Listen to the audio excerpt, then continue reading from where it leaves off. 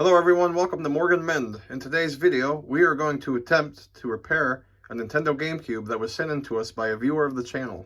According to the viewer, the main issue with this GameCube is that it's not reading discs. Now, as you may have seen in a previous video, we went ahead and adjusted the potentiometer on the GameCube that was not reading discs, and that fixed the problem. So we're going to attempt to do the same here today. In addition to that, the viewer would also like a brand new CR2032 battery installed. While I'm in here, I'm also going to go ahead and give this GameCube a general cleaning. If you are interested in sending your GameCube in for repair, I will have all the details in the description below. Alright, and that's enough of my rambling. Now, without further ado, let's tear into this bad boy, and we'll see if we can't get it fixed. Stay tuned. Alright, let's begin by tearing into this box and seeing what it is we have here. Any guesses as to what color this GameCube is going to be? I don't know yet. Put away the old razor blade. Let's see here, what do we got? Looks like indigo. Indigo is my favorite color GameCube. Indigo was the color of my very first GameCube that I got for my 5th birthday, all the way back in November 2003. All right, let's go ahead and pull this out of the box. Looks like they did a very good job of packing it. That's good to see. All right. All right, let's go ahead and remove this bubble wrap and see what we got. This is good. I can reuse this bubble wrap when shipping it back to the viewer.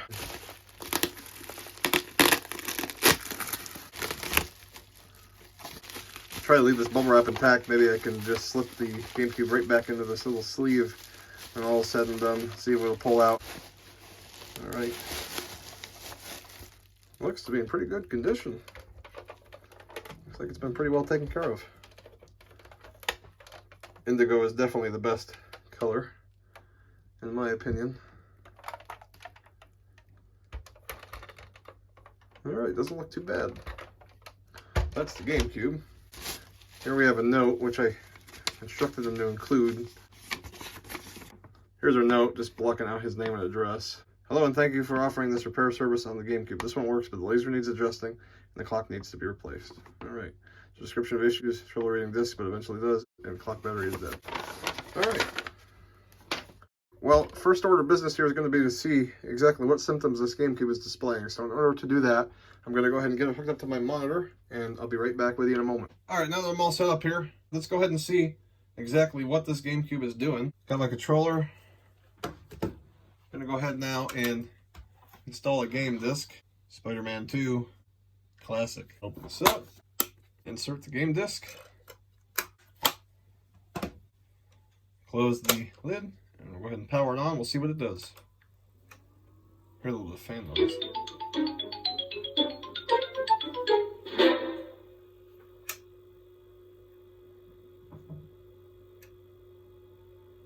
So I hear the laser moving. Sounded like the disc spun.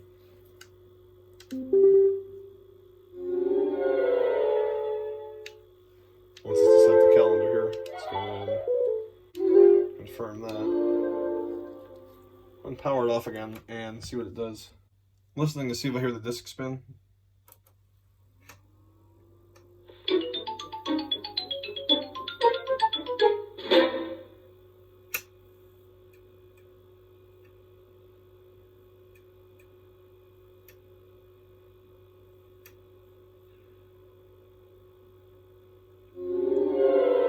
So the disc spins, the laser moves. It's not reading discs. I'll try one more time here. Just went into the disc menu. We're going to go ahead and close the lid now and see what it does.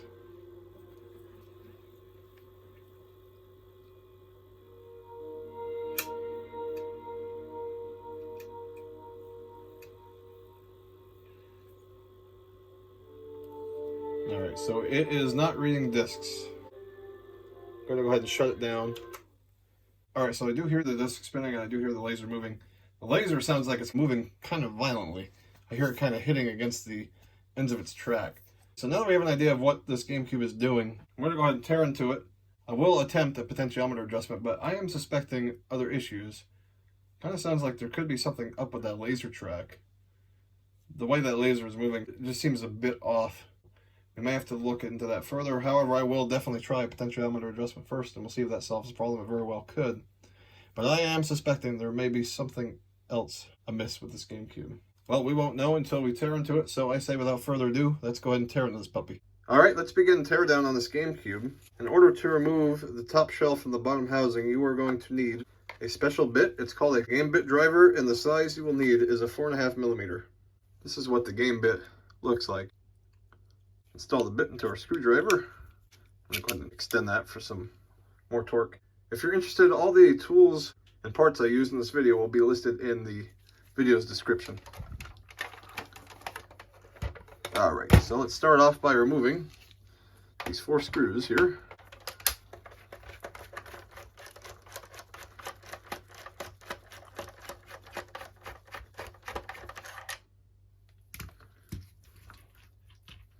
There's one. Oh my goodness. Magnetized bits are a good thing until they're not. Case in point. Alright, number 2 here.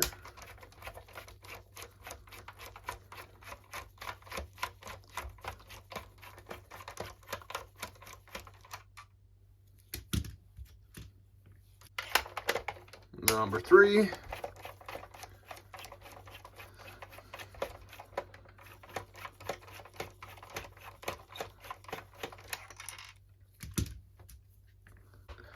And the last one.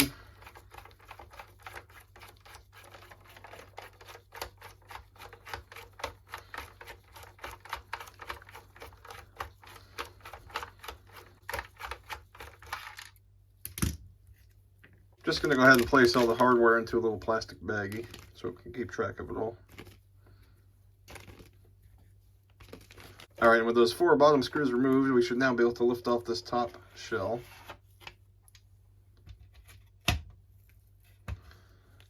GameCube is actually pretty clean.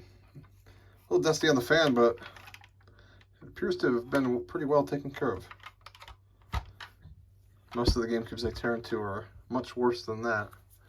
Alright, I'm going to go ahead and set the top shell to the side for now. We don't need that right now.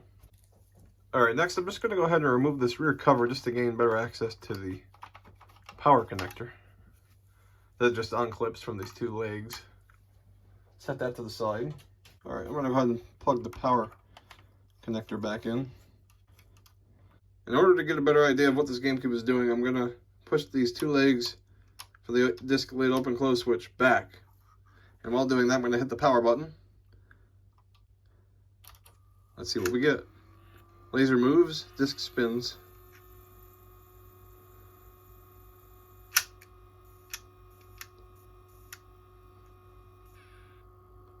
It is not reading discs. Something just seems off to me with the way that the laser is jumping back and forth here on the track. I don't know if you caught that on video, but it's hitting the end of the track rather violently. That's not something I'm used to seeing. So there may or may not be something going on with the laser track itself. Let's see what it does one more time.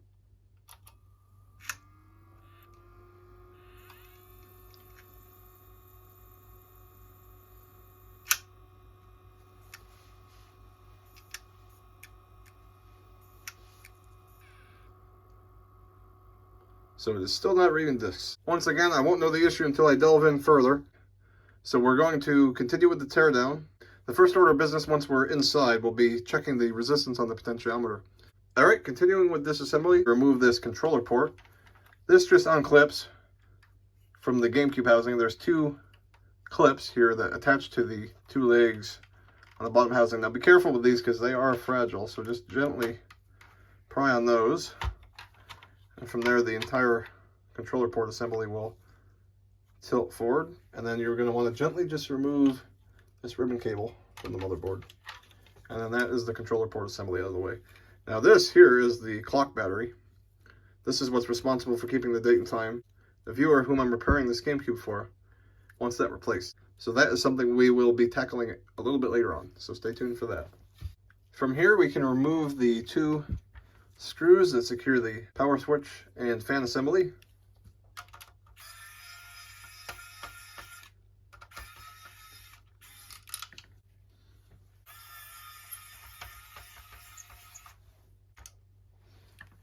With those 2 screws removed, we can lift this out of our way. I'm not disconnecting it yet. I'm going to leave it connected for now. That will aid in my testing later after the potentiometer adjustment. Once again, I'm just placing all of the hardware into a little plastic baggie just to keep it organized. There are a total of 12 screws that secure the optical drive assembly to the bottom housing of the GameCube, so let's remove those.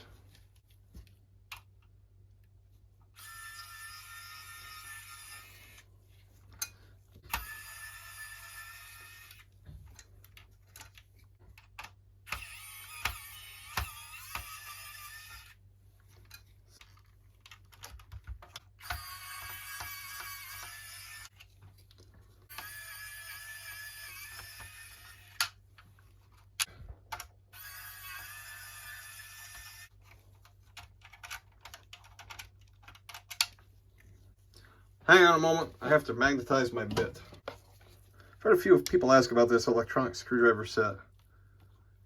Really, the only reason I'm using it right now is for the purpose of the video. Generally speaking, I prefer using a manual screwdriver.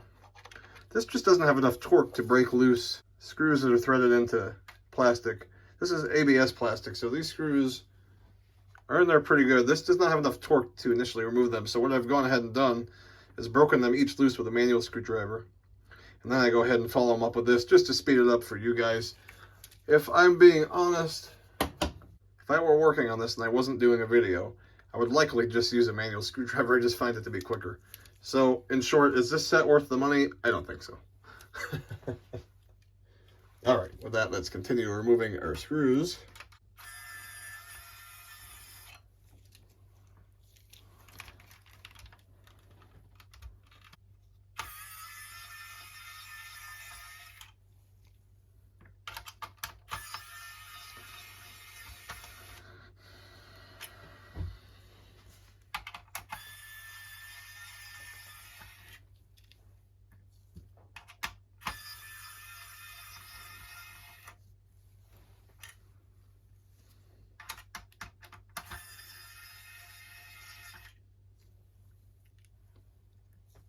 Alright, that's the 12 screws removed from the optical drive assembly. Now up front here, we have a total of 4 screws, 2 per side, and these secure the controller port grounding brackets, so we'll remove those as well. I tend not to remove these all the way. I'll leave them inside the bracket, and then I'll just pull the bracket up with the screws. I just find it easier that way. Alright, all those screws are loose. Let's go ahead and remove these brackets. Those just pull up out of the way. 1 and 2. All this hardware I'm going to go ahead and place into our baggie, and I'll be back with you in a minute. Alright, all our hardware is secure. At this point, we can now lift the optical drive assembly away from the bottom half of the GameCube. I grip it here at this corner and at this rear corner, and I'll just go ahead and lift that up. And that will pop out of its socket on the bottom half of the GameCube. This is the socket I'm referring to. This is the socket on the optical drive board. Alright, so this is our disk drive. I've left the disk in place just to protect the laser lens. Now we're going to go ahead and set the bottom half of the GameCube off to the side for the time being, because right now we are concerned with the disk drive assembly. Alright, now in order to gain access to the optical drive board, we're going to go ahead and flip it over. And on the bottom here are 6 more screws that retain this heat shield. We will now remove those.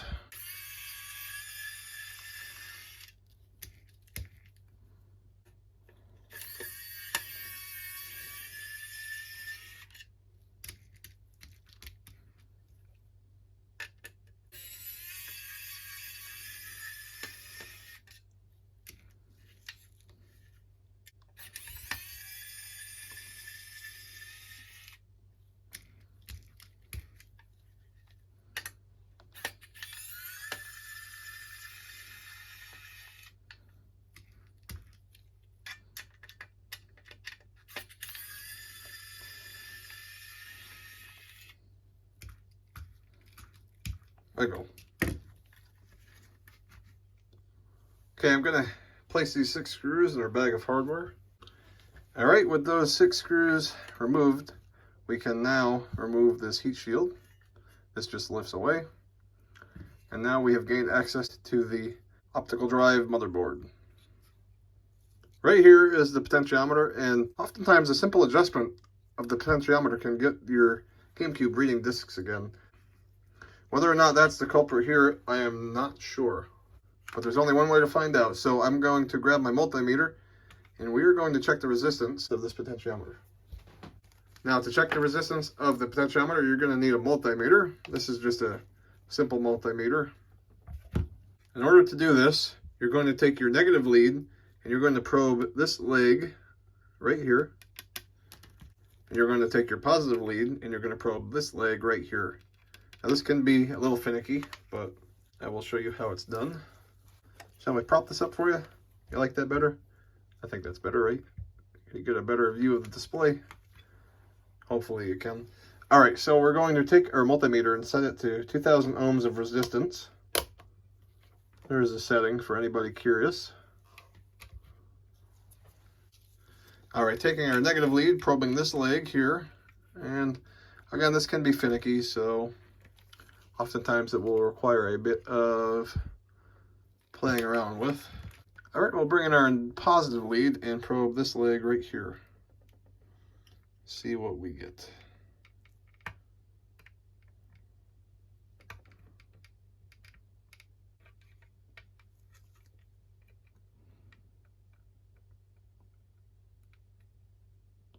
All right, looks like I'm getting a reading of about 508 ohms. So that is towards the higher end of the range. I am going to go ahead and try to dial that back a bit, and we'll see if we notice any improvement. So let's do that now. So I've gone ahead and removed my Phillips head bit from my screwdriver to give me better control over how far I turn this. The idea here is to ever so slightly turn this adjustment screw counterclockwise. I've had people ask me if this is possible without a multimeter, and yes, it is. My best advice for you is to dial it back in very, very small increments. Maybe 1/16 of a turn. From there, reassemble, test. If it works, great. If not, you can disassemble and go back in and repeat the process. Having said that, I'm going to adjust this potentiometer, and in order to do so, I'm going to dial it back ever so slightly counterclockwise using my small Phillips head bit. I've gone about 1/8 of a turn. So from here, I'm going to partially reassemble the GameCube and test whether or not the disk drive is now functional. All right, I've brought back the bottom half of the GameCube. I'm just going to go ahead and spray a little compressed air in here to remove some dust. All right, I'm going to partially reassemble the GameCube to test the functionality of the disk drive. Now, in order to do this, grab your heat shield, line it up. There's a couple plastic legs here that you have to line up, and then you line up the slot with the socket there. Take this entire assembly, install it onto the bottom half of the GameCube. I'm lining up this leg on the disk drive with this leg on the GameCube. So lining that up, and then plug the socket in, and that's your disk drive reinstalled. All right, from here I'm going to plug this back into power. Just going to take the fan assembly and put it back in its place roughly for now. Plug in our power cable. I'm going to push these two legs back once again, and we'll hit the power button, and we will see what it does. Here's to hoping it reads discs.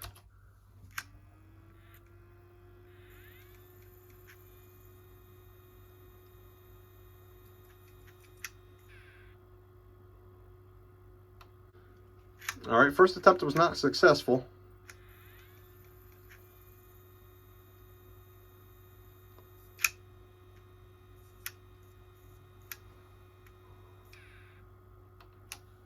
First attempt was not successful. I'm going to go ahead and try to dial back the potentiometer a bit more.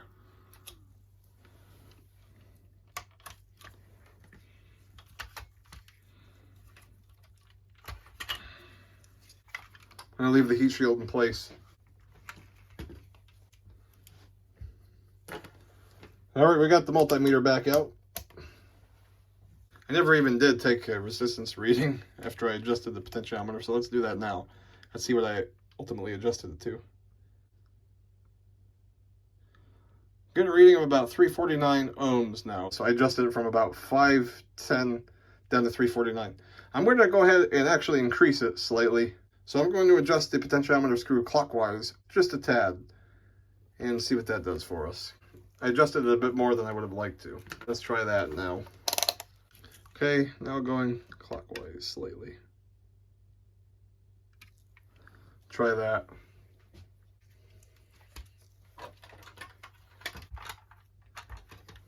The reason I don't fully reassemble the GameCube in between these steps is because if you have to come back in like I've had to, it would make it a pain. So the fact that I can simply plug and play between tries makes this all the more easy on me. All right, let's go ahead and try it again now.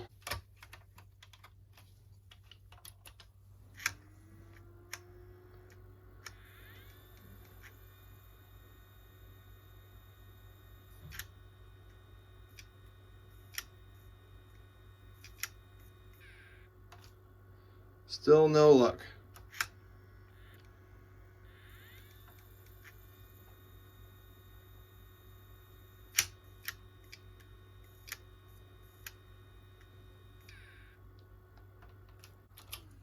All right, well, this is attempt number 3. I'm going to go back in. I again forgot to take a reading. I was so eager to try it.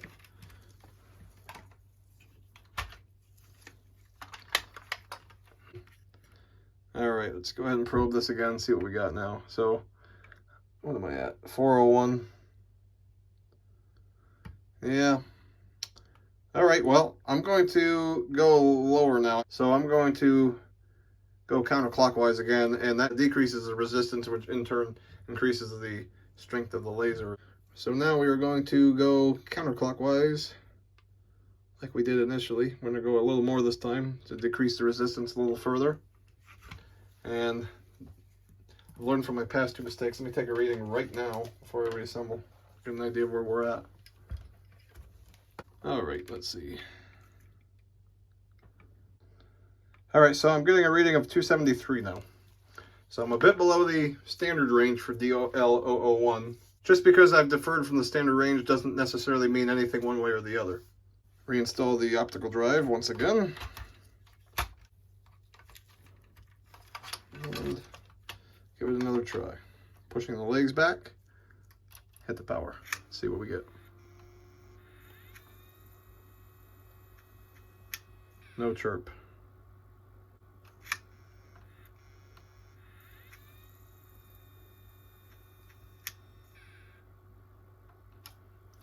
I noticed that it's starting to not read a little quicker. All right, we are going back in. We're going to decrease the resistance even further. There's a sweet spot. And it's different for every console. Why that is, I don't know, but that's been my experience at least. So we were at 273. We're going to dial it back a hair more.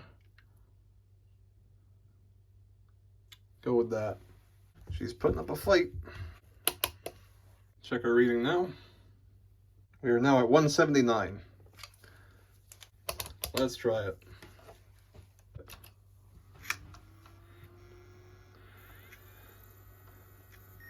That's the sweet chirp that we were after.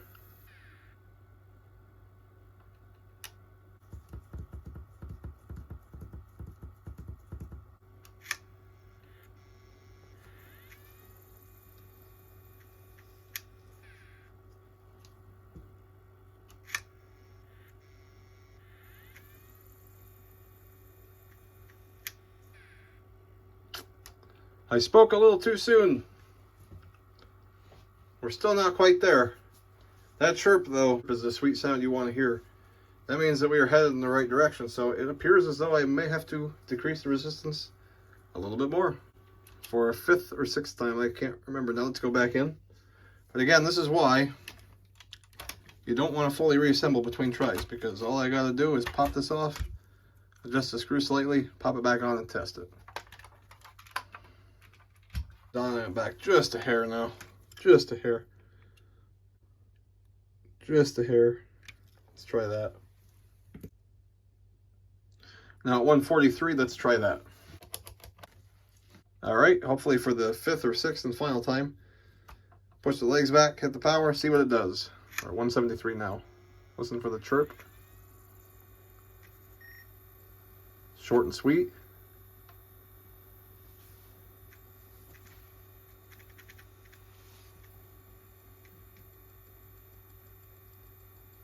Alright, this GameCube is now reading discs. Short and sweet chirp, that's what you want to hear.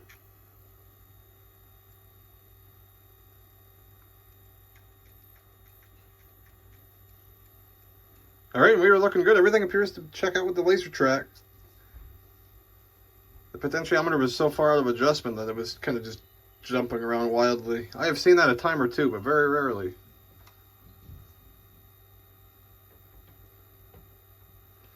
Alright, awesome. Everything looks good. It looks like it's now properly reading discs. So after 5 or 6 attempts, we now have this GameCube reading discs as it should.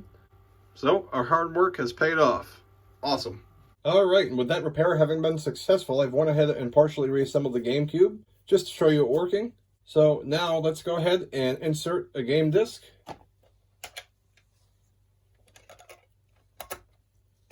Close the lid, power it on, let's see what we get.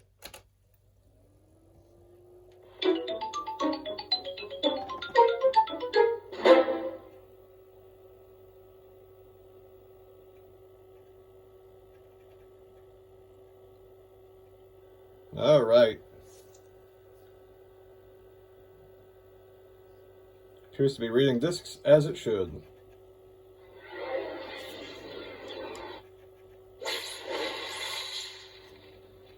Awesome.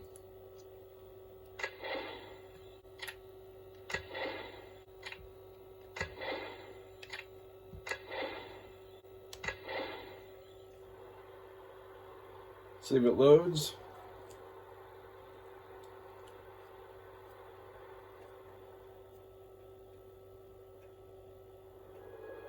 Alright, we are looking good. Loaded the cutscene. Awesome. Alright, I'm going to shut it off now.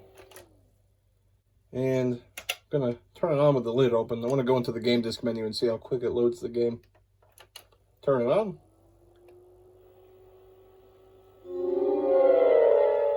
Let's go into the gameplay menu. Select. And let's close the lid. And we'll see how quick it reads.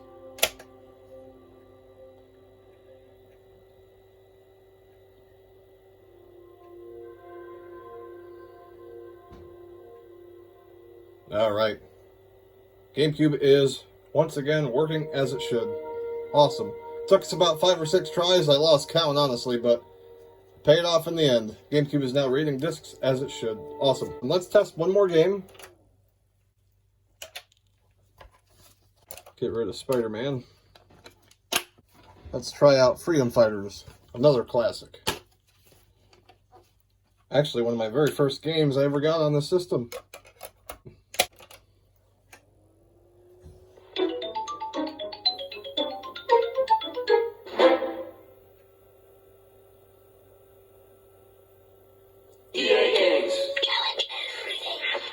Awesome. Optical drive is working exactly as it should. Our hard work paid off.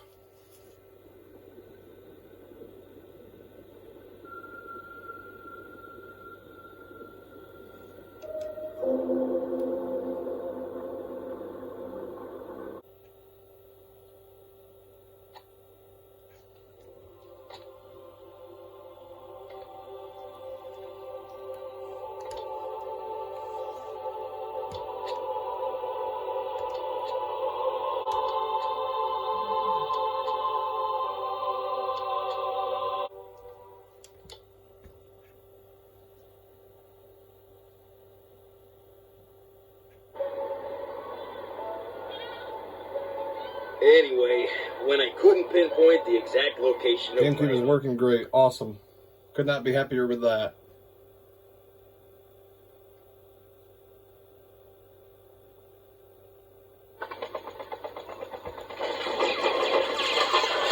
Alright, awesome. Everything's working.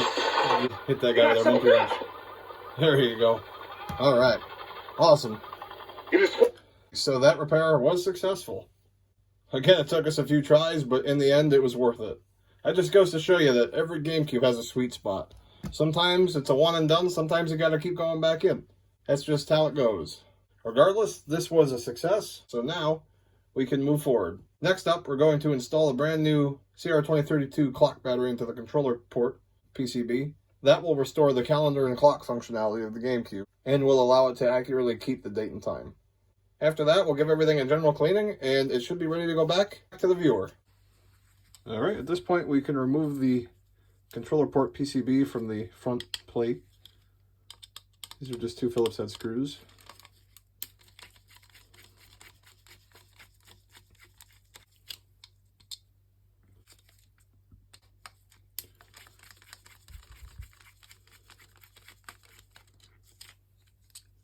And with those 2 screws removed, the PCB will just lift off of this front plate.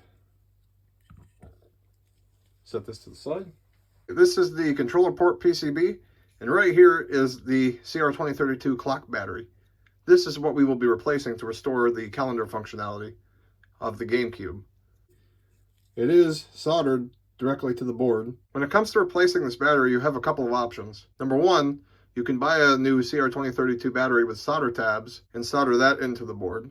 Or number two, you can solder in a CR2032 battery socket to make replacement easier in the future. I will be installing the CR2032 battery socket for 2 reasons. Number one, I have a bunch of them on hand. And number two, as I said earlier, this will make battery replacement much easier in the future for the customer. And I'm sure that they will be happy with that. Without further ado, let me get set up here and we will proceed with desoldering the old CR2032 battery from the board. Just to verify that this battery is in fact dead, I'll come in with my multimeter, touch the positive lead to this leg here, negative lead to this leg here, and as you can see, we have less than 1 volt coming out of that battery. So that battery is in fact dead, so we will proceed with replacement. Alright, let's bring in our helping hands. I've had mixed results with these. Hopefully they'll help us today. Let's get the PCB mounted up. Like so. So let's first apply a little bit of flux to the old solder, just to help get things flowing. Not going crazy here.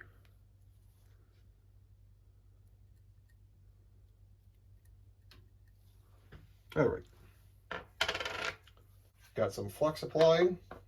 This right here is my solder fume extractor. It might get a little noisy. I'll try to speak up a little bit. I apologize for the noise, but this stuff gives me a headache. Let me turn that on. I'll keep it as low as I possibly can. Can you still hear me? Alright, let's grab our iron, clean the tip, apply some heat to this pad.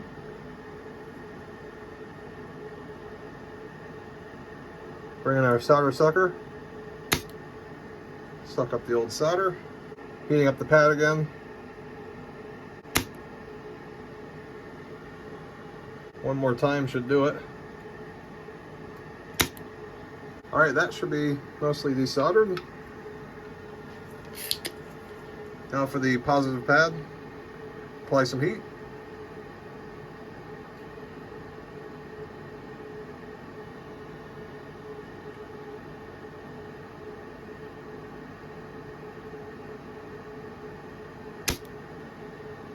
And again.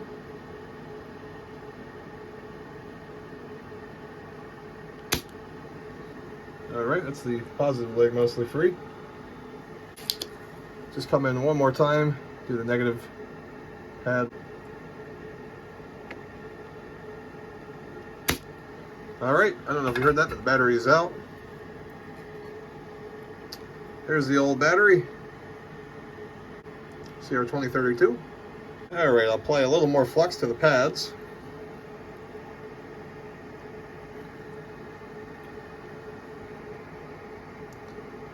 Just a little bit. We'll come in with our soldering wick just to clean these pads up. Mop up all that old solder.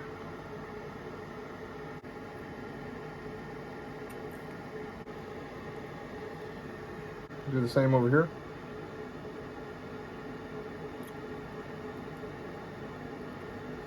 Good.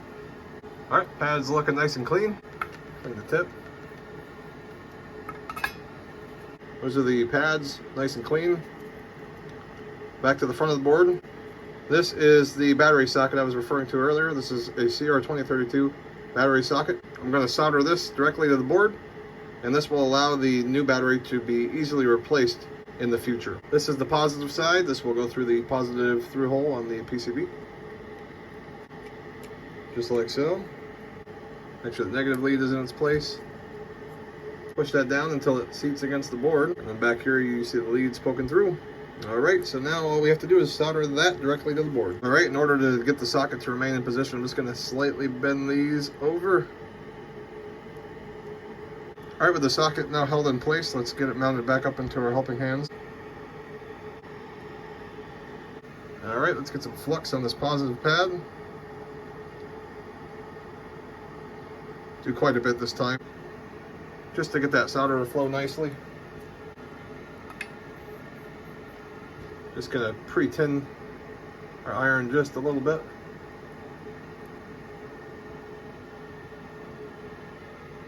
Just gonna crank up my fume extractor a little bit. Move that closer to position. All right, let's get this soldered to the board.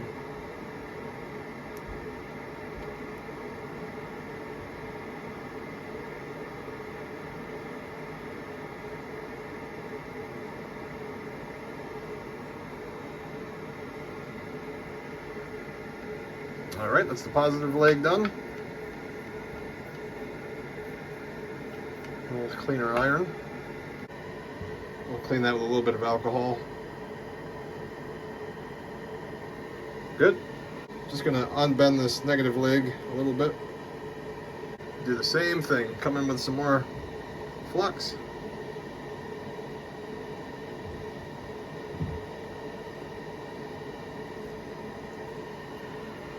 A little more.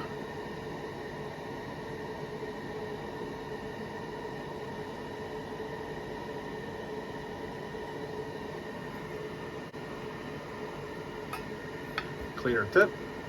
Pre-tin it just a little bit. Come in, heat up the pad. Get it nice and hot. And we'll come in with our solder.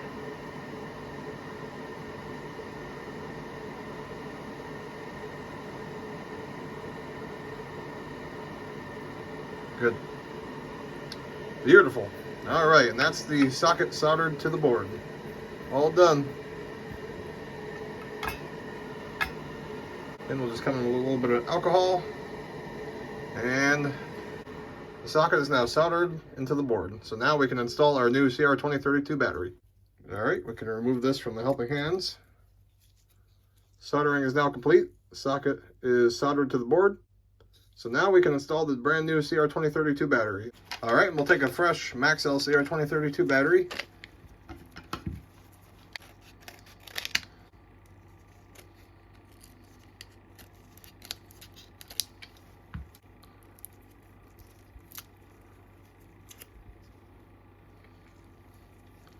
Again, Maxell CR2032, fresh as a daisy. And we can install this right into our battery socket like so. And that just pops in. And that is the brand new CR2032 battery installed onto the controller port PCB. So now the calendar function will be restored. And the GameCube will once again accurately keep the date and time. In the future, when it comes time to replace this battery, all the customer will have to do is pop it out of the socket and install the new one. No more having to worry about soldering. So hopefully they are happy with that.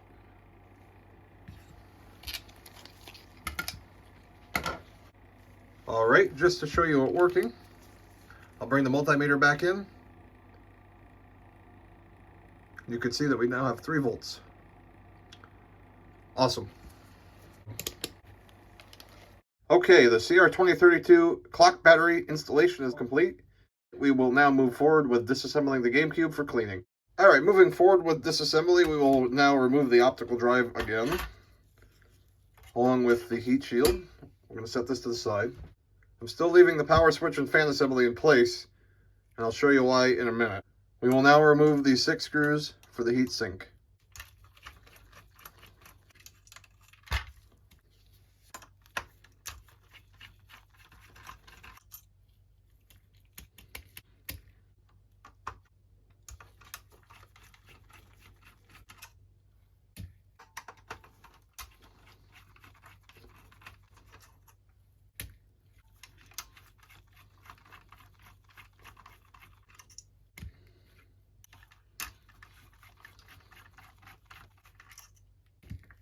Once again, placing my 6 screws into this bag of hardware for safekeeping. Okay, with those 6 screws removed, my next step is going to be partially reassembling the GameCube. From there, I'm going to run a game disc for roughly 10 minutes. This will allow the heatsink to warm up, which will in turn soften the thermal pads below it. This will make it so that I can easily remove the heatsink without damaging the thermal pads. Okay, I've got the GameCube partially reassembled. I'm going to insert a game disc now. I'm going to load this game up and let it play for about 10 minutes.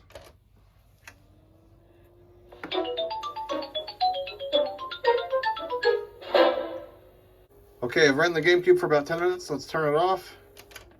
Unplug the power. Pop the lid off. Got to be quick here. Remove the controller port. Rear cover. Fan. Optical drive and heat shield assembly. Now, when removing this heatsink, you have to be very careful not to damage any components. Alright, the best way I've found to remove these heatsinks is to apply slight upward pressure while twisting lightly. Just like so. That comes right off. The middle pad did break, so we will have to replace that. From here, the motherboard could be removed. There's a socket the motherboard plugs into in this rear corner, so gently pry around this area.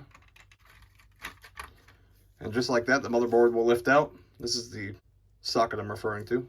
Plugs into the socket on the power board. Set this to the side for cleaning. Next up, we can remove these 4 Phillips head screws that secure this metal heat shield.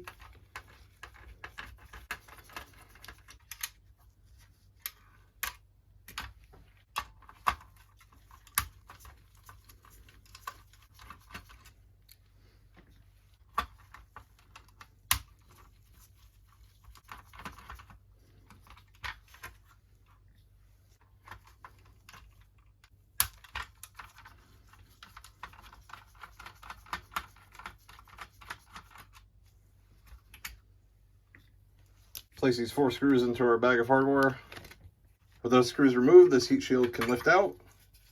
Set that to the side. At this point, we can remove our fan connector. Just pry that out of its socket. Unplugs like that. That's the power switch and fan assembly removed. Set that to the side. Next, we can remove these 4 screws that secure the power board to the console.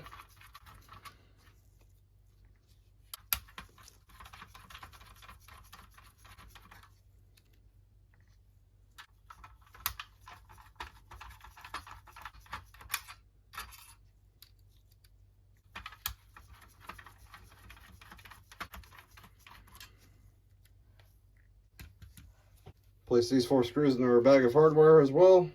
This entire power board can now lift out with this bracket. That's the power board removed. We can remove the remaining brackets.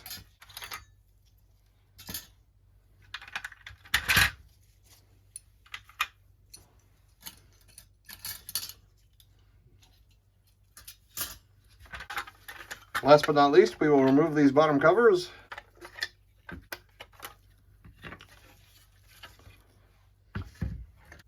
And that's the GameCube fully disassembled and ready for cleaning. Oops, can't forget the top shell. We will go ahead and disassemble this a little further as well. We will get all the plastic parts soaking and we'll go over all the boards with some alcohol and a brush. There's a few components I'm going to discuss cleaning a little more in depth. First example of that is going to be the optical drive. Let me show you how to disassemble this for optimal cleaning. Once again, I've placed a disc here just to protect the laser lens. To disassemble the disc drive, we're going to remove these 4 Phillips head screws.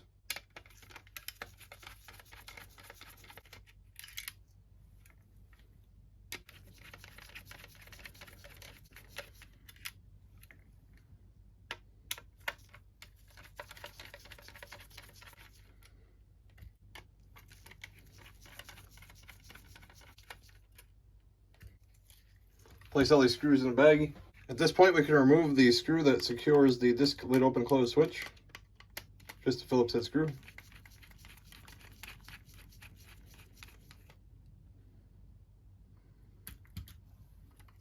That just lifts off its little pegs there. Pay attention to how these wires are routed. There's little slots cut out, which are meant to retain the wires, so pay attention to that. That will just pull out of there. From here we can open this little plastic latch that secures the laser ribbon cable.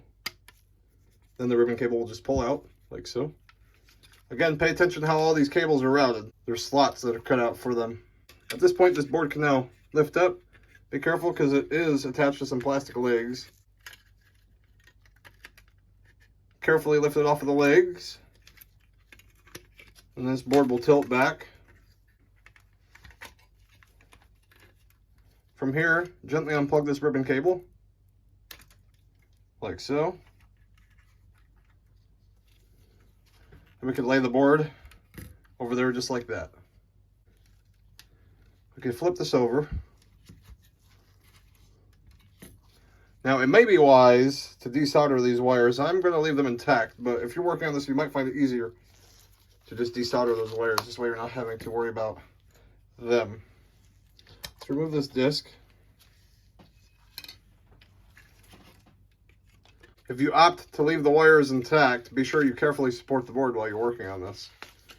Now, to disassemble this disk drive further, there's 3 clips. One here, and one here. We got to work on freeing those. So the best way I found to do that is to start at this corner. Take your thumb, gently pry here while pushing the optical drive in the opposite direction. Okay, got that clip free. Tore my glove in the process. Next, we'll work on this back clip. Same idea, I'm going to pry right here with my thumb while holding the board and pushing the disk drive in the opposite direction. Okay, got that clip free, just like so. Now, these can be a pain, just a forewarning. And at this point, we can free the 3rd clip just by pulling the optical drive this way. At this point, the optical drive will lift away from this plastic housing. And we just have to be mindful of our leads that go to our motherboard here. At this point, we have gained access to the inner workings of the optical drive. Lift the board back out of the heat shield. This is impossible to clean without disassembling to the extent that I have.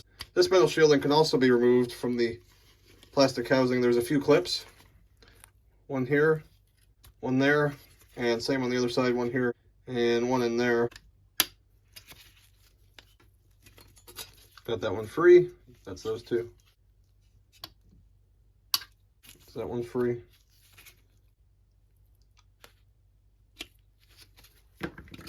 And that will lift away just like that. Now we can get these 2 components nice and clean. When I talk about inspecting the laser track, this is what I'm referring to. The laser assembly sits on these 2 rails here. I've seen these come off of their rails to the point where the laser is kind of sitting in here crooked. I've also seen debris lodged in between the plastic teeth of the gears. If that's the case, then the laser won't be able to move properly. In both these scenarios, the laser will not read discs. Upon inspection, everything looks fine here. To clean any dust and debris out of here, I'll just use some compressed air.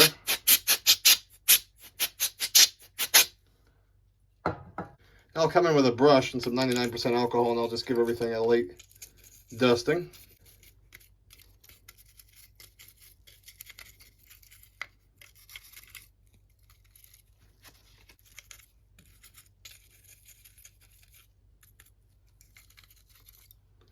Looks good. Do the same thing up top. Coming with our brush and just being very careful not to contact that lens. Get all this textured plastic cleaned up.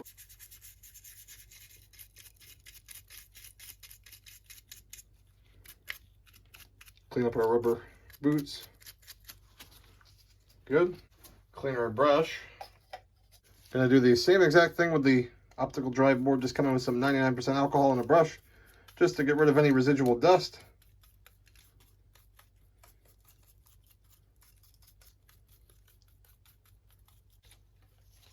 Then we'll do the other side as well.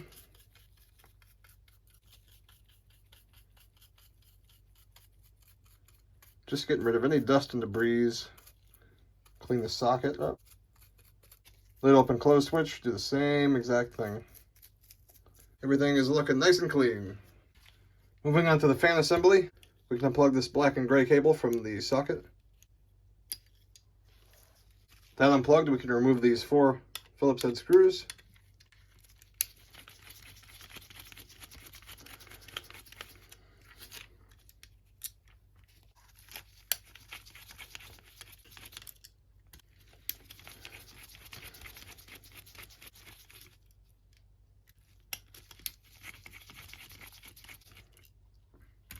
Those 4 screws removed, this fan will now lift right out of this plastic housing and can clean these 2 pieces separately.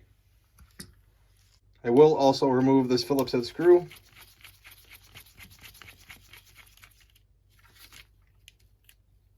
so that this power switch can also be lifted away from the plastic housing. This can now be soaked and those 2 components can be cleaned separately. This power switch we can just clean with some 99% alcohol just to remove any residual dust. Spray some compressed air into the plug. We can follow that up with our brush just to remove any dirt. Looking nice and clean. Now you need a clean fan for good airflow and heat dissipation. This can be a little bit intricate and time consuming. I will start first with the brush, just removing any residual dirt that I see on the fan blades.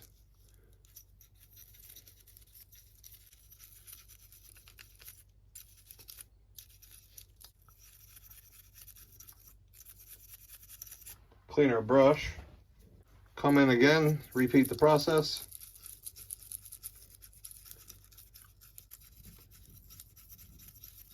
Now while our fan blades are still wet, I'll come in immediately with a Q-tip to remove any remaining dirt.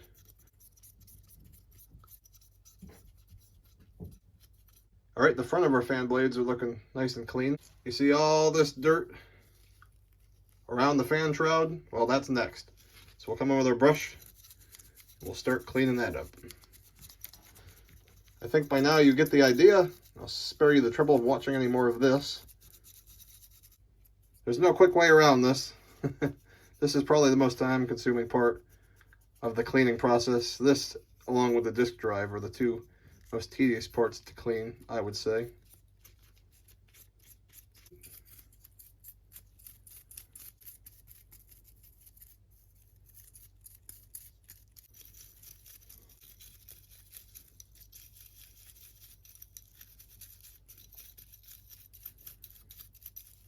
This fan was one of the cleaner ones I've ever come across. Usually they are much worse than that.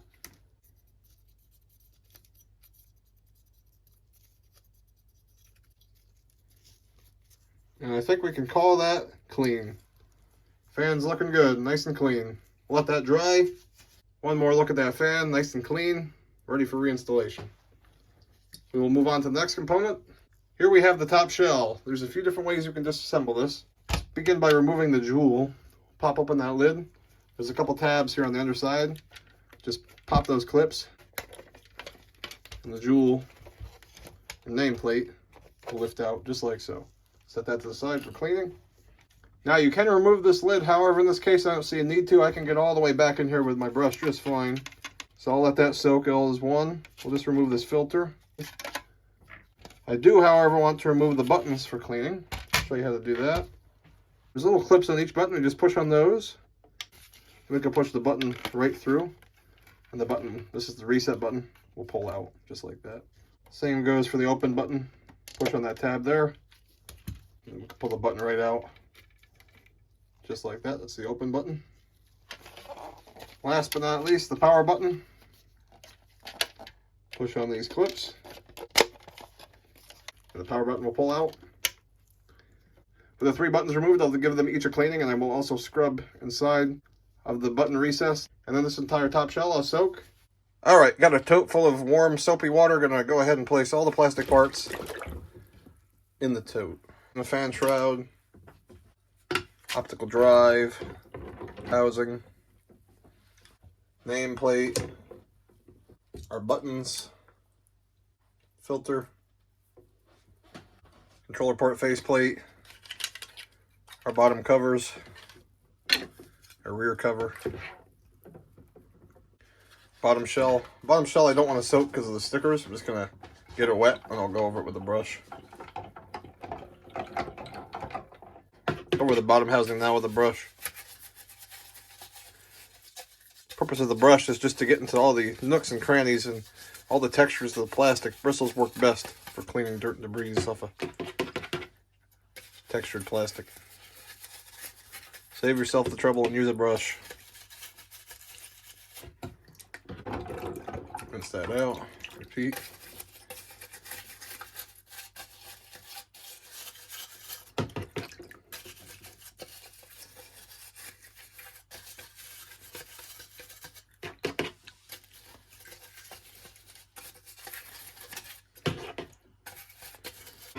Get inside the covers.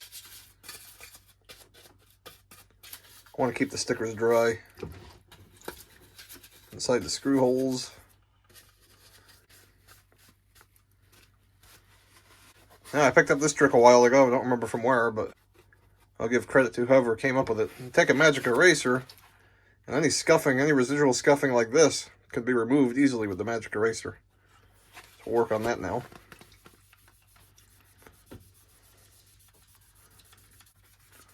Work on that, and in a moment that'll be gone. As you can see, that white scuff is now gone. So I'll go around and work on anything I see that's easy to remove.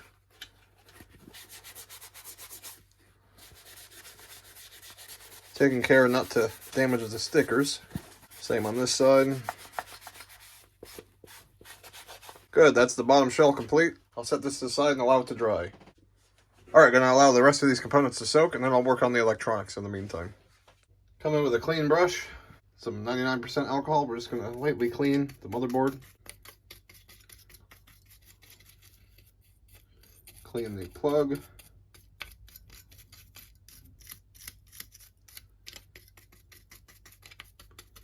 Clean all the chip surfaces.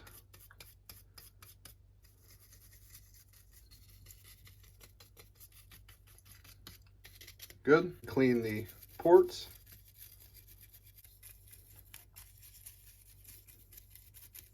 Do the underside of the board.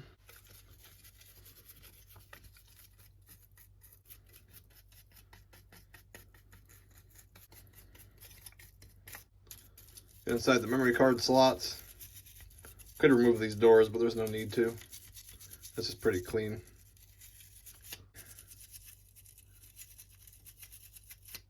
Just follow up inside the memory card slots with a cotton swab, just where there's any residual dirt remaining. In these corners. Nice and clean. And motherboard's all clean. Good. Clean the controller port PCB.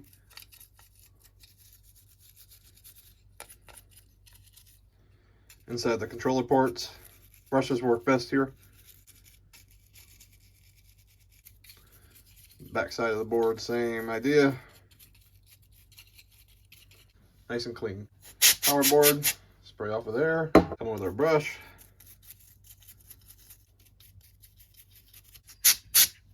Good. For all the heat shielding, I'll just take a towel, wet it with some alcohol, and I'll just lightly wipe all of the heat shielding, just like so. Get it nice and clean.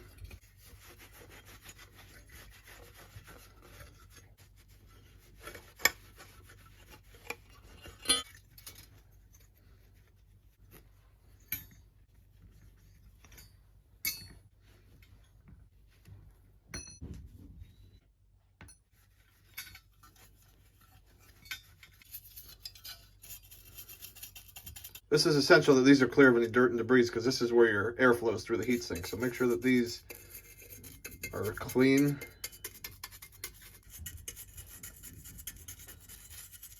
That's most of the heat shielding nice and clean. Next up for the heatsink, we'll spray it with compressed air. We'll come in now with a brush. Get that nice and clean. Again, air flows through here, so you want to make sure that there's nothing obstructing the channels. Nice and clean, good. And last but not least, the optical drive, heat shield. All clean, looking good. All right, moving on to our plastic parts. We will grab our jewel out of here. This will polish with a microfiber towel. Good. Let's do our top shell now. Come in with our brush, just get into all these nooks and crannies.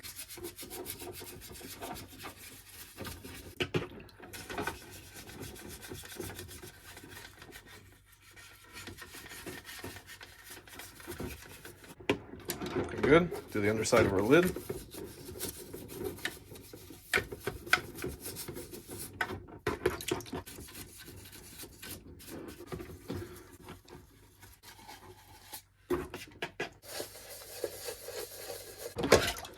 that a rinse. Come around to the underside here and same thing with our brush. Let's get everything nice and clean.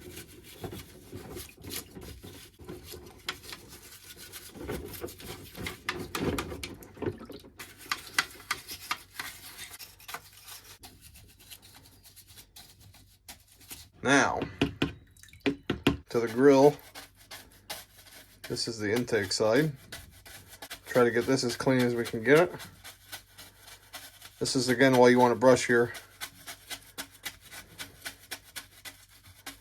Try to get rid of all the dirt that's built up in there over the years. Good, looks good. Same thing with the exhaust side.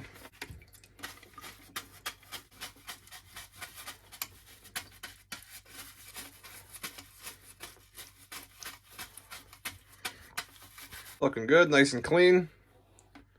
Excellent.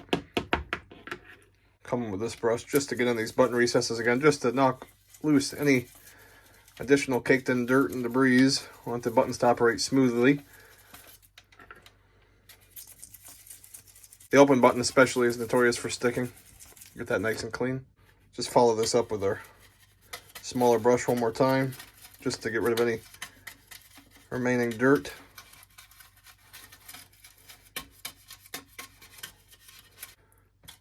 Same idea.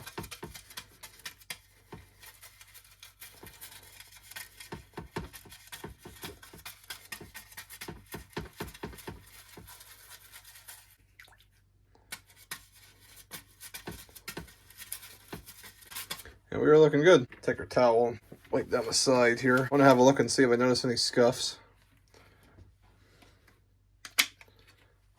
Here's a good example. If you can pick it up right here, see if we can get that removed with the magic eraser.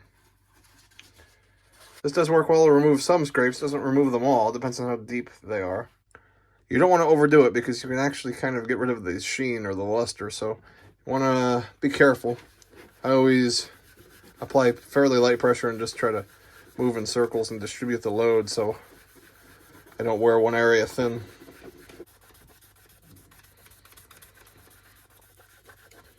So whatever substance that was causing that has been removed, but the pitting is still there, so that's going to stay. Any light scuffing you can generally remove with the eraser and improve the appearance of the GameCube quite a bit. So it's definitely worth taking the time to do so. I'll go over the top, see if I notice any areas that stand out, and so far I don't. Again, this is in pretty good condition. Anything over here we see? This was marker. I found some on the bottom shell. That I will actually remove with a little bit of alcohol afterwards. As far as scuffing, I don't really see too much more. There's a little bit right there. I don't think that's going to come out for us. That's going to be permanent. Yeah. Not going to bother with that. It's not going to come out with the eraser. Alright. Front looks pretty good. I'll go over it lightly real quick.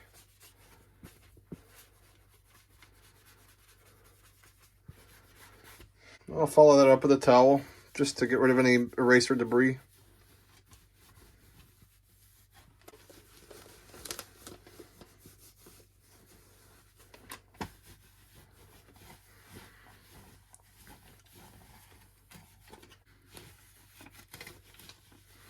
Don't know if you can make this out or not on camera, but this is all magic marker, so I'm going to put some alcohol on the eraser and I'll work at that, see if we can remove that. And I'll work at that, see if I can get that removed. Alright, I've worked at that for a couple minutes. Looks like we were able to remove most of it. Good. Looks good. No more magic marker. Looks much better. Dry the rest of this and we'll set it off to the side. Alright, continue with the rest of our components. Get this rear cover nice and clean with our brush. Follow it up with our little brush. I'll follow it up with our eraser. Just give it a general wipe down. That's the rear cover done. Same idea with our bottom covers.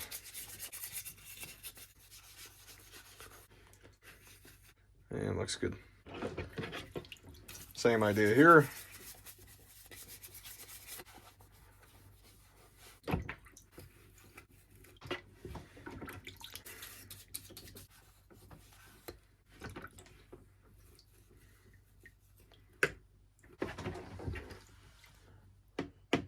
Alright, clean our controller port plate.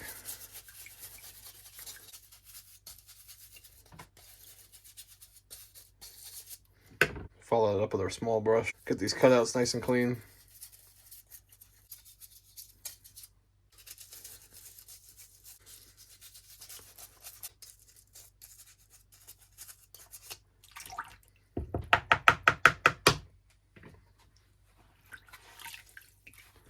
Put a light scrubbing with the eraser.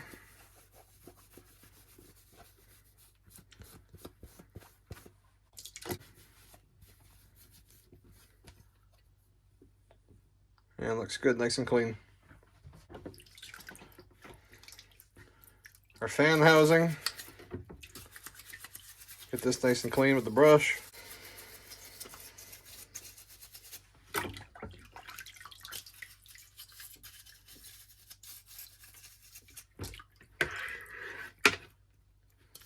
Full up with our little brush.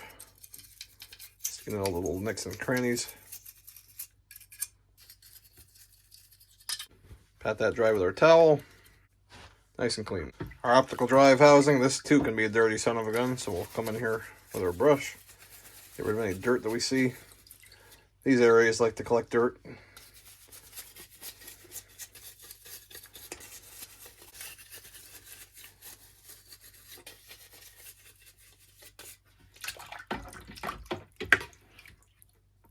Again, we'll follow that up with our little brush, getting these little nooks and crannies here.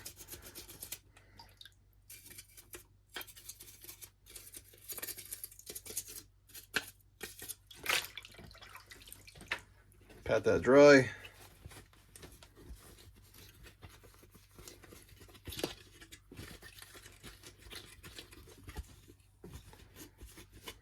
Nice and clean.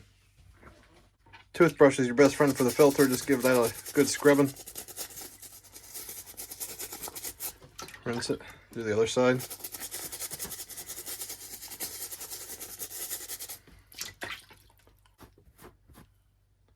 All clean. And last but not least, our buttons. Again, a toothbrush is your best friend here. Make sure the sides are clear of any gunk, dirt, and debris. This way they operate smoothly.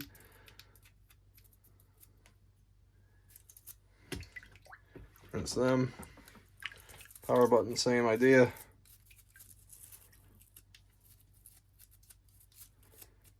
Look good.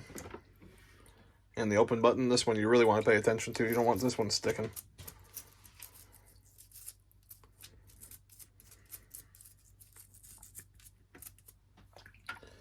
Good, then I'll follow it up with the eraser. Rinse that. Power button, same idea.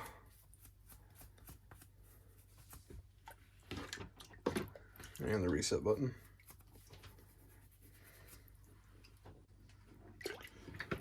Dry those off with our towel. And that's all of our plastic parts cleaned.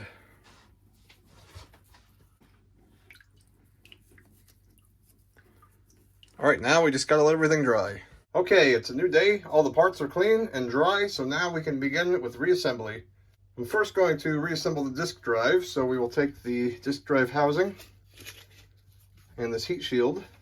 And clip this back into place. Just like so. Just make sure all 4 clips are latched properly. Looks good. Okay, I'm going to lay the board down just like this. And take the disk drive, hold it like this. I'm going to place the housing over the board. And now I'll take the optical drive. I'm going to run the wire right into this slot. I will carefully set this down into place. Let me just get that roughly into position. Like that. This ribbon cable runs through this slot, just like that. I will set the board down onto its pegs. I'm going to turn this back over. And I have to be very mindful of my 2 ribbon cables here. Okay, I've found the best way to reinstall these clips is as follows. Tilt the optical drive slightly while remaining mindful of our ribbon cables. We have to line up this peg with this rubber boot here. Let's get that roughly into position. Now, while tilting the optical drive, guide this clip into this slot. When you see the clip in that window there, just push down on that boot until it seats on the peg, and that's that clip reinstalled. Be mindful of your boots, they can bunch up. You don't want that. Okay, well, you're looking good there. We can move on to this back corner. Same idea. I'm going to gently pry right here with my thumb while simultaneously pushing down on this boot. And that clip is now reinstalled. Now we'll come around to the front corner, and before we reinstall this, I'm going to reroute this cable again because it came out of its position. So we will reinstall that into its position. And for this final clip here, this is going to be the most tricky one. I'm going to pry right here with my thumb while simultaneously pushing down on this boot.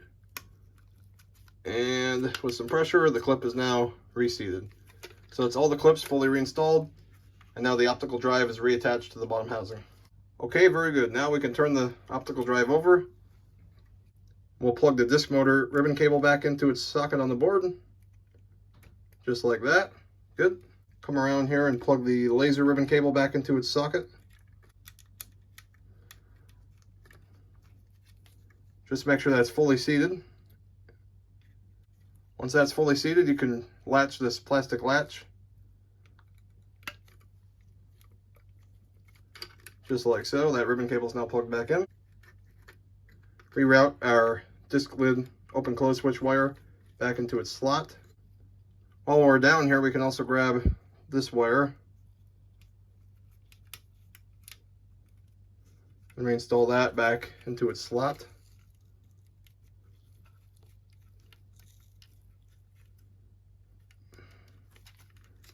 Just like so. Good. Okay, with all of our ribbon cables plugged in, we can now reinstall this board using the 4 Phillips head screws.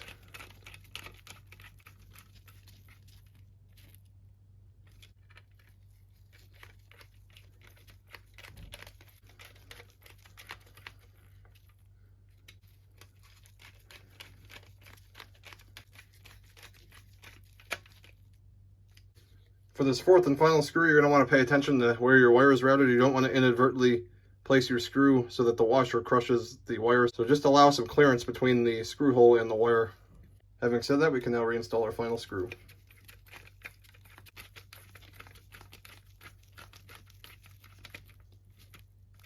Finally, we can come up top and reinstall our disc lid open close switch. Just be sure that that's seated on its pegs, and then reinstall the single Phillips head screw.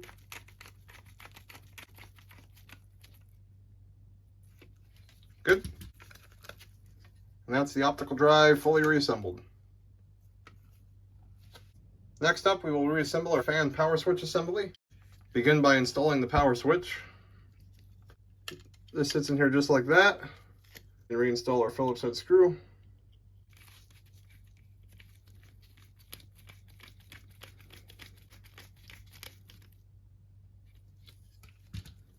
Route our wire through just like that. Grab our fan, tuck the wire over the top, and then the fan just sits in there just like that. Reinstall our 4 Phillips head screws.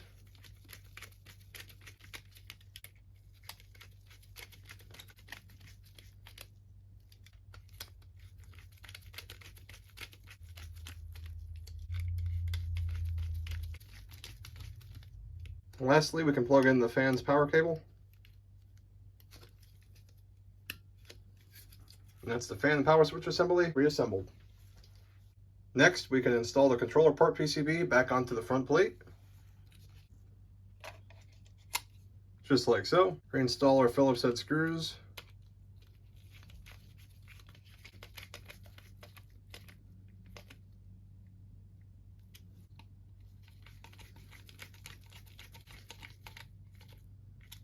And that's the controller port reassembled. Moving on to our top shell. Let's reinstall the filter. There's 2 little tabs on the bottom of the filter that lock into the grill of the GameCube, so make sure you install that the correct way. And that's the filter reinstalled. Move on to our buttons. Reinstall the power button. And the reset button. And finally, the open button. Alright, that's all of our buttons reinstalled. And with most of our individual components reassembled, we can begin reassembly of the GameCube. Okay, moving forward with reassembly of the GameCube, grab all of our heat shielding. Reinsert them into the bottom housing of the GameCube.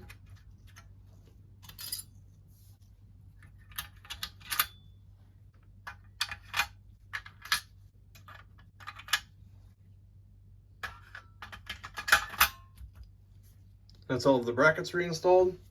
We can now reinstall the power board. Reinstall our 4 Phillips head screws.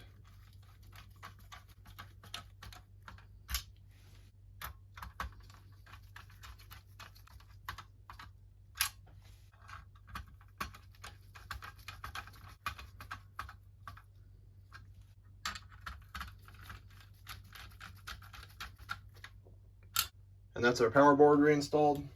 Then I'll take this opportunity to plug the fan assembly back in to the socket on the power board. Just like that.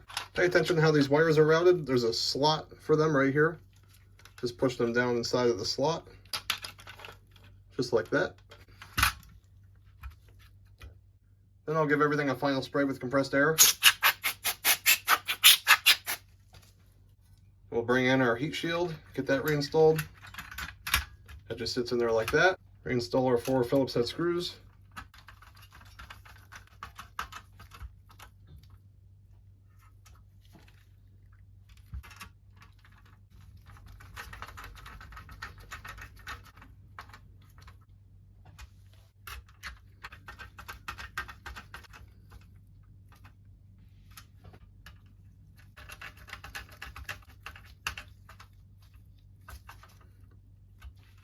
And with the heat shield reinstalled, we can bring in our motherboard.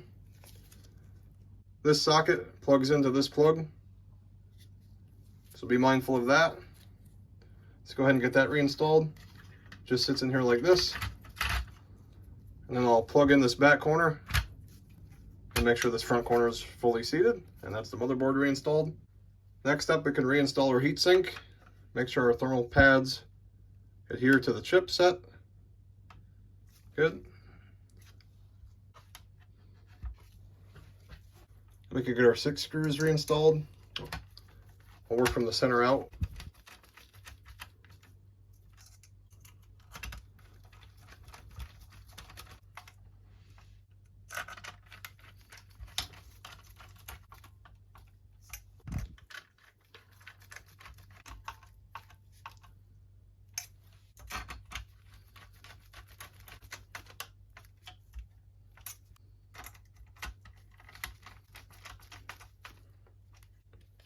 And that's the heatsink reinstalled.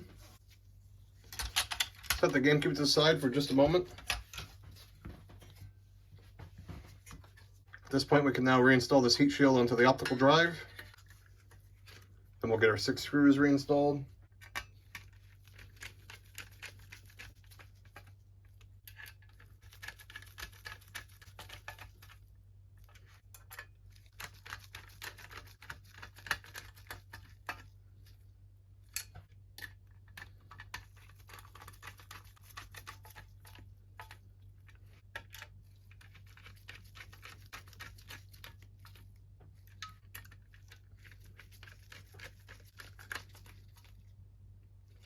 Alright, and that's the heat shield reinstalled onto the optical drive.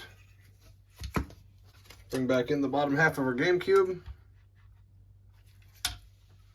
And at this point we can reinstall the optical drive assembly. To reinstall this, I find it easiest to line up this leg with this peg right here.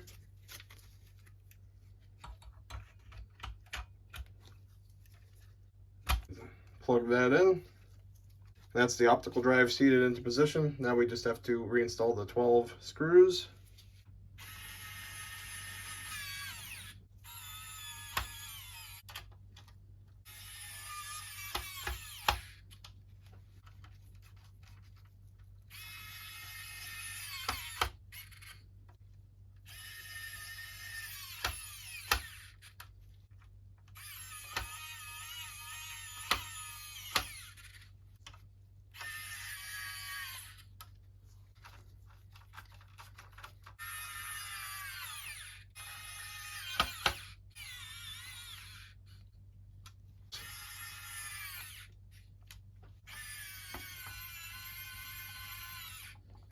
Now we can reinstall our controller port grounding brackets.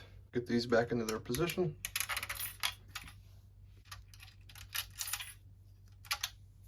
Okay, get these screws tightened down.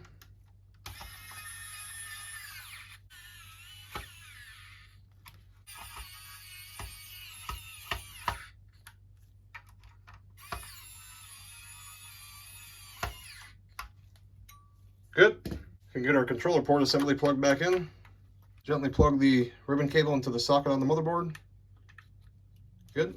And this will clip into position. Excellent. We can get our fan reinstalled.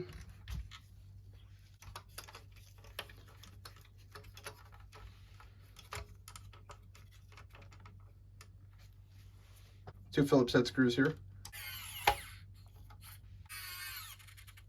And that's the fan assembly fully reinstalled. Next up, we can reinstall our rear cover. Just like so. Give everything one final spray.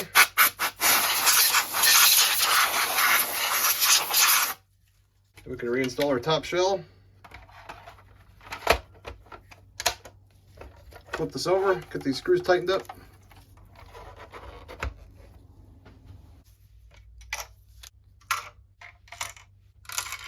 Okay, we'll get our forward game bit screws tightened back up.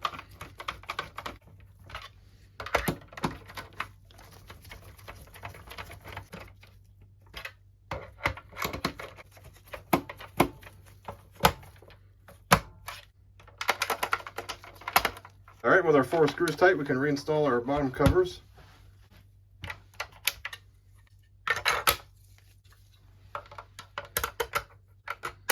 Flip her over. Looking nice and clean, I'll tell you. And finally, we can install our freshly polished jewel. And the GameCube is now complete. One final look at it, fully cleaned.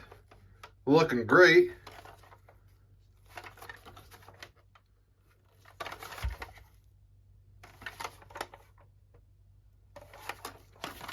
There you have it.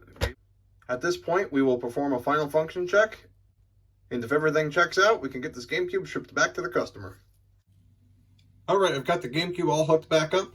Let's go ahead and power it on. Hopefully it powers on. I don't have a game disc in currently. I want to first set the calendar and make sure that's functioning as it should. So let's power it on.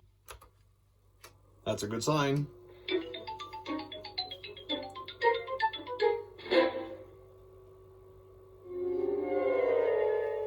All right, so let's go into the calendar menu. Set this to the proper date. Today is February 10th, 2024.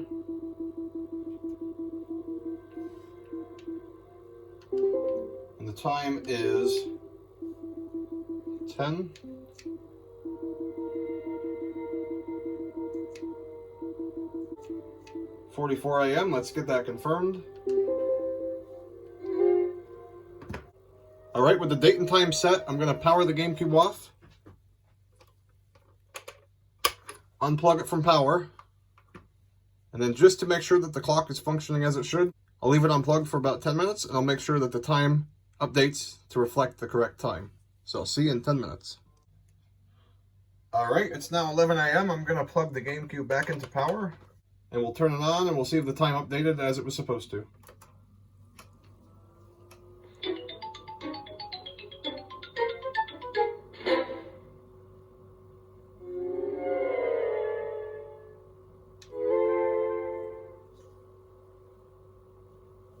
All right, awesome. Calendar is working just as it should. Perfect. Turn it off. For the final time, we're going to try out a game. We'll make sure that everything is working as it should. Let's power it up. See if it reads.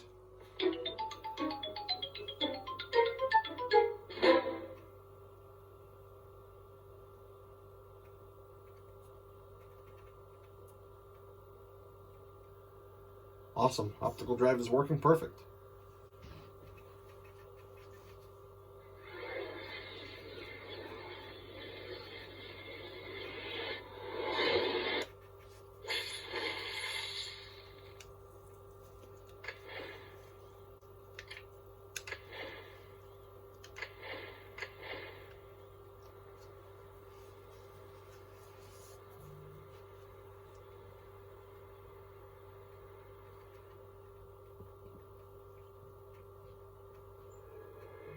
Loads the cutscene.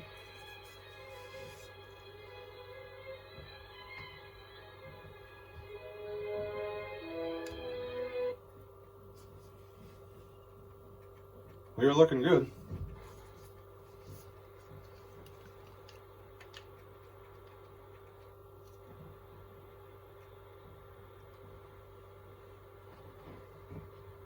Play the game for a few minutes just to make sure everything's working all right. Time already, huh? Welcome back, I guess.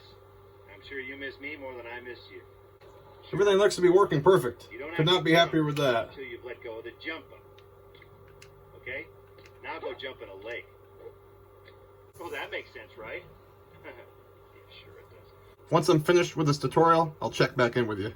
You'll shoot a new weapon. Still progressing through the tutorial. Let's take baby steps. Now that you're out and about, why don't you swing around for a while? You know, do your thing. Sure. I'll check up on you later. You're fine. Go ahead. Go ahead. Hey, what's going on down there? Stop, thief! Progressing through the tutorial here. Gotta go stop this thief. Got held up and the robbers are driving away. What are you gonna do about it? Looks like playtime is over. Put all the stuff you've learned together and get into action. Swing after the car. Use the destination marker and your map to loot. Oh, and try not to embarrass yourself, okay?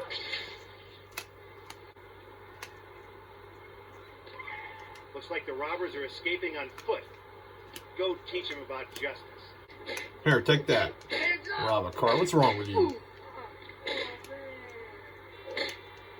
Whoa! The Spider-Man! Want to see something cool? Sprint after that last robber by holding the sprint button while you run, and hold attack when you get up to the thug. That moves. Get out of my way. Sprint. Idiots.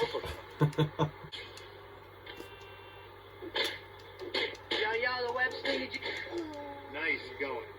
Now get back to the arcade owner. You know, you should check out some of the games he's got too.